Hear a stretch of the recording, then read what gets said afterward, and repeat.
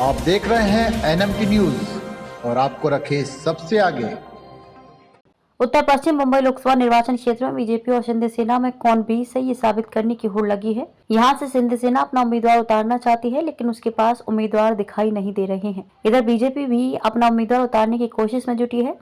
इसके पीछे बीजेपी ने तर्क दिया है कि जो जीत सकता है उसे ही उम्मीदवारी दी जाए, वरना सीट हाथ से निकल जाएगी। इससे बीजेपी और शिंदे सेना में पेंच फंस गया है। अपना दावा मजबूत करने के लिए शिंदे सेना ने सर्वे का सहारा लिया है।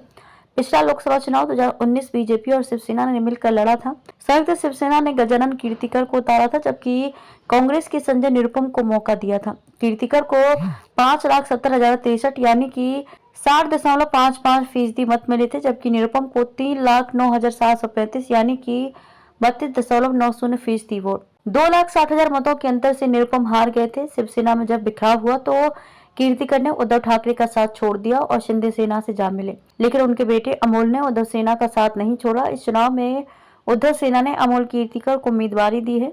इससे गजानन के लिए परेशानी खड़ी हो गई। कहते हैं कि पिता गजानन को चुनाव जिताने की रणनीति अमोल ही बनाते थे। अमोल अब भी काफी सक्रिय है। शिंदे सेना के लिए मुश्किल। उद्धव की तरफ से अमोल को उम्मीदवारी देने से शिंदे सेना के लिए मुश्किल पैदा हो गई है।